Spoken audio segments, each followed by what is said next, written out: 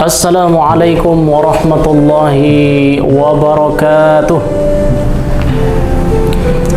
Alhamdulillahi rabbil alamin. Alhamdulillahilladzi an'amana bi ni'matil iman wal islam. Ashhadu an la ilaha illallah wahdahu la syarika lah. Wa ashhadu anna Muhammadan 'abduhu wa rasuluhu la nabiyya ba'da. فقال الله تعالى في القرآن الكريم: أعوذ بالله السميع العليم من الشيطان الرجيم. بسم الله الرحمن الرحيم. يا أيها الذين آمنوا كتب عليكم الصيام كما كتب على الذين من قبلكم لعلكم تتقون. صدق الله العظيم.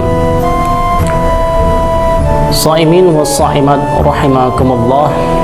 Alhamdulillah, kita bersyukur kehadirat Allah Subhanahu wa taala sebab banyak nikmat yang Allah Subhanahu wa taala berikan kepada kita.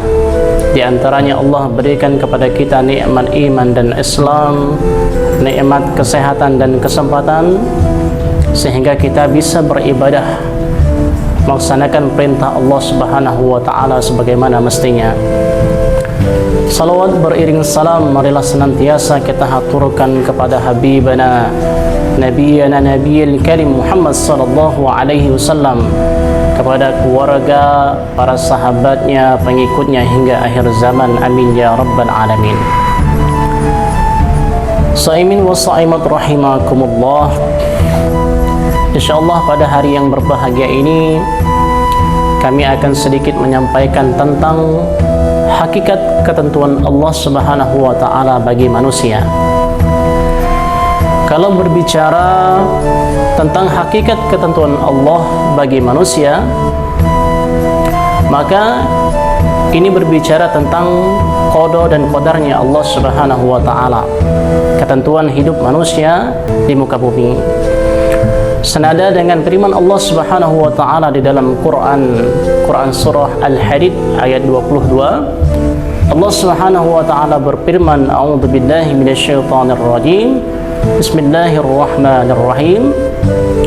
Ma asaba min musibatin fil ardi wala fi anfusikum illa fi kitab min qabli an nabra'aha. Inna dzalika 'ala Allahi yasir. Yang artinya ialah Allah Subhanahu wa taala menerangkan bahwa ma asaba bin musibatin fil ardi, tidaklah suatu bencana atau musibah yang terjadi di muka bumi ini, wala fi anfusikum, dan yang terjadi terhadap diri kita, illa fi kitab, itu terjadi semuanya telah dituliskan oleh Allah Subhanahu wa taala fil kitab atau di lauh mahfuz, min qabli an nabra'aha. Semua yang terjadi telah Allah tuliskan jauh sebelum bumi ini dijalankan seperti ini. Jadi apapun yang terjadi di dalam kehidupan kita sudah Allah tentukan dahulunya sampai sekarang ini. Oleh karena itu, kalau kita membahas tentang ketentuan yang Allah Subhanahu wa taala berikan, sudah pasti ada ketentuan yang Allah yang sifatnya baik dan ada pun sifatnya buruk. Ketika Allah memberikan ketentuan yang baik kepada kita, insya Allah kita akan menerima. Namun apabila ketentuan yang Allah Subhanahu wa taala berikan kepada kita yang sifatnya buruk, otomatis di dalam hati kita ada perasaan tidak mau menerima. Oleh karena itu, maka Allah Subhanahu wa taala memberikan arahan kepada manusia ketika Allah Subhanahu wa taala dan Rasulnya telah menetapkan, maka hendaknya kita iringi. Kenapa? Karena dengan kita tidak menerima yang Allah putuskan, maka akan timbul tidak ada ketenangan di dalam hati kita. Tetapi apabila kita menerima yang Allah tetapkan untuk kita, maka akan datang ketenangan dan kebahagiaan. Sebuah ilustrasi, jika seandainya kita saat ini Allah tetapkan sebagai terdakwa yang melakukan kesalahan, dan dalam suatu sidang kita ditetapkan bersalah dan dihukum selama 5 tahun. Ketika kita tidak mau menerima keputusan hakim, kemudian kita mengambil palu, kemudian kita lempar hakim dengan palu tersebut, apa yang akan terjadi? Otomatis hukuman yang hakim berikan kepada kita yang awalnya hanya 5 tahun bisa jadi 20 tahun. Begitu juga ketetapan yang Allah Subhanahu wa Ta'ala berikan. Ketika kita protes dengan keadaan yang Allah berikan, yang awalnya hidup kita tenang-tenang saja atau sedikit kekurangan, namun kekurangan yang Allah tetapkan untuk kita protes, maka kesusahan demi kesusahan akan datang. Karena permasalahan tidak akan selesai dengan hanya mengeluh. Oleh karena itu, ketetapan yang Allah Subhanahu wa Ta'ala berikan hendaknya lah kita terima dengan rela hati. Mungkin saat ini kita jatuh dalam posisi bersalah, mungkin ya, jatuh dalam posisi melakukan maksiat atau dosa-dosa yang lainnya.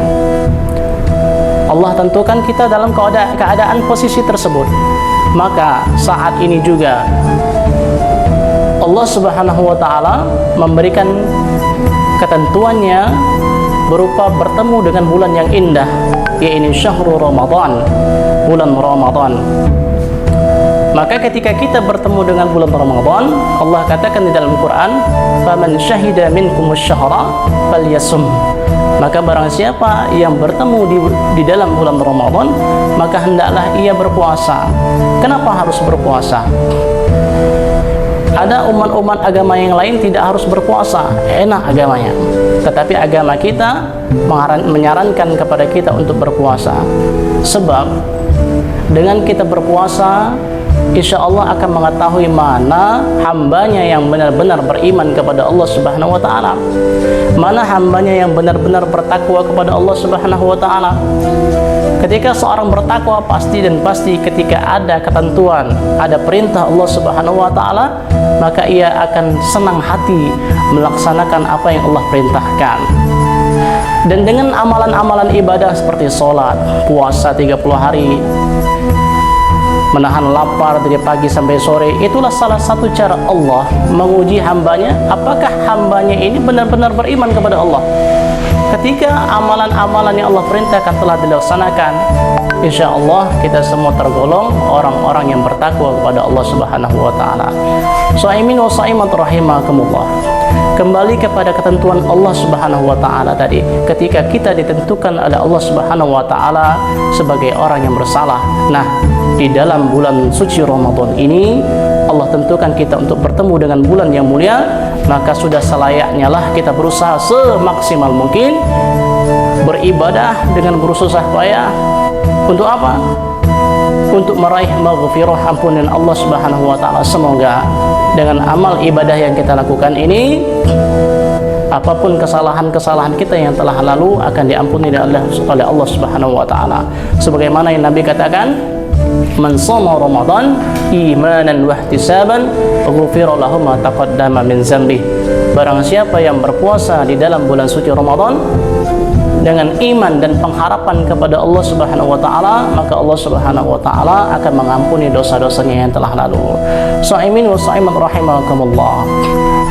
Terakhir, mari apapun yang Allah tentukan di dalam kehidupan kita, mau kita itu dalam penuh dosa, mau kita ini ditakdirkan oleh Allah Subhanahu wa Ta'ala kekurangan harta, mari kita jadikan ketentuan Allah Subhanahu wa Ta'ala ini untuk benar-benar meraih ridha Allah Subhanahu wa Ta'ala. Semoga dengan keseriusan kita ini mendatangkan rahmatnya Allah Subhanahu wa Ta'ala. Sekian, afwan minkum, wassalamualaikum warahmatullahi wabarakatuh.